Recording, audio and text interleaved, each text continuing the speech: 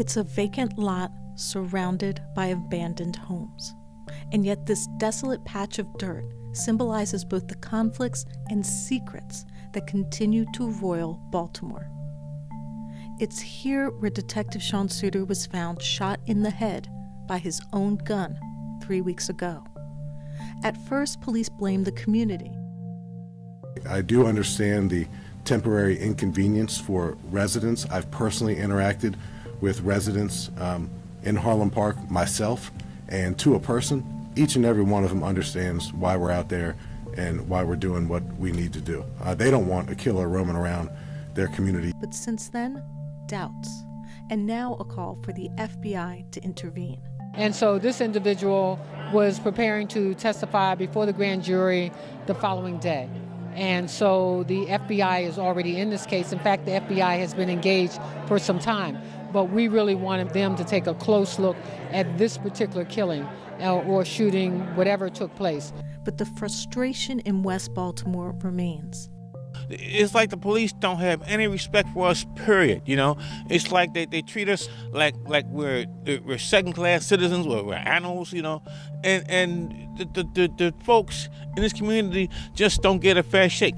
At a special meeting of the city's Civilian Review Board last Thursday, residents expressed anger over the police presence that locked down the area for a week. We got to go after the people who gave the orders, because the police officers on the front line just don't decide to quadrant off a city and be assigned to one area. They don't make those decisions. This came from the police commissioner, and that's where we have to start. And today, activists knocked on doors where they found a deeper sense of distrust and suspicions.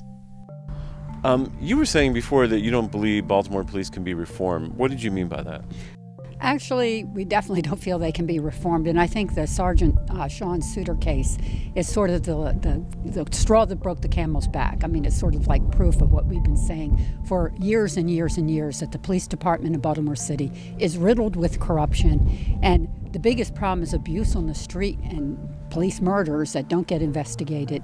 That's because Suter was shot the day before he was set to testify in front of a grand jury in a major police corruption case. Suter, a homicide detective, was a witness in a 2010 drug case involving Sergeant Wayne Jenkins, one of now 9 officers indicted for drug dealing, stealing cash from residents, and racketeering. Suter was involved in the alleged drug bust, which led to a high-speed chase and an accident that killed the father of a Baltimore police officer.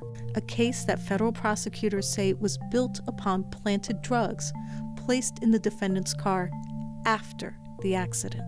It's a critical link between the actions of the former members of the Drug Trace Task Force caught on wiretaps in 2016 and the past.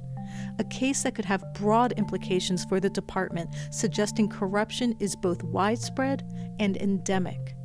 But more importantly, say the activists, it's case in point for why civilian control of police is not only important, but necessary.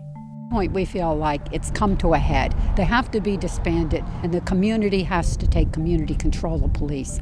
That is one thing that we feel strongly about. This is Taya Graham and Stephen Janis reporting for the Real News Network in Baltimore City, Maryland.